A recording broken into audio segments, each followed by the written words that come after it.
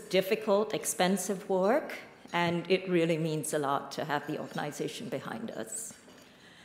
When we started this project, seafood and slavery were an open secret in Southeast Asia. People knew there was slavery in the seafood industry. It was called an old story. So two of our reporters, Robin McDowell and Margie Mason, wondered, what would it take to make people care? And the answer soon became obvious. It would take linking it to their dinner tables, to what they were eating, so that people couldn't say, this is a horrible thing happening in some country far away, but so that they could see that it was really coming into their homes and into their lives. So that's what started the project. It took months of source work, months of asking around, months of digging, and it finally led the reporters to the island of Benjina. And Robin is going to describe what that was like. All right. It took, even from Jakarta, 24 hours to get to Benjina, a tiny, remote island between Papua New Guinea and Australia.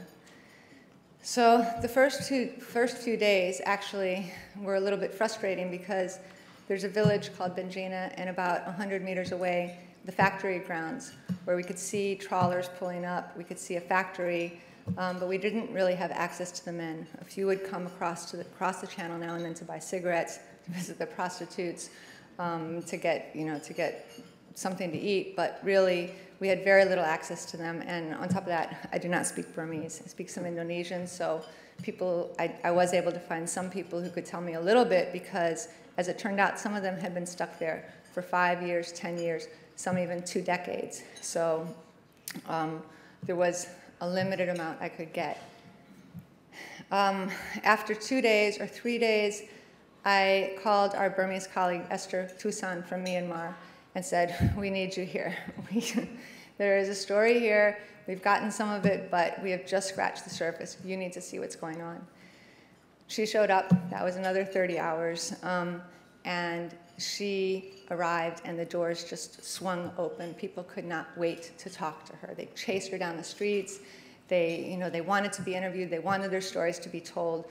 When we slept at night, they'd knock on our doors saying, Burma, Burma, trying to get it to wake us up, throwing rocks at our windows. We were staying in a little villager's home. They would call off the sides of the trawlers when we pulled up, trying to pass messages saying, our families, please tell our families they're alive. One man gave us the only picture he had of his mother. He hadn't seen her for 10 years, saying, please find her in the village. Please tell her that I'm okay. This is evidence that I'm okay.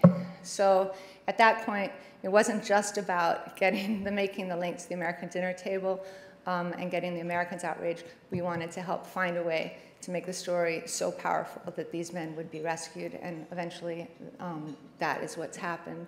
We were able to follow the reefer ship after seeing them load the slave-caught fish onto that boat to Thailand. It was we followed it by satellite. It took 15 days. We waited there and met those boats in trucks and followed them as they fanned out across the tiny port town. I shouldn't say tiny, it's a big port town of Samut Sakhon in Thailand, down small alleyways to cold storage facilities, tiny processing plants, many places that did not have names.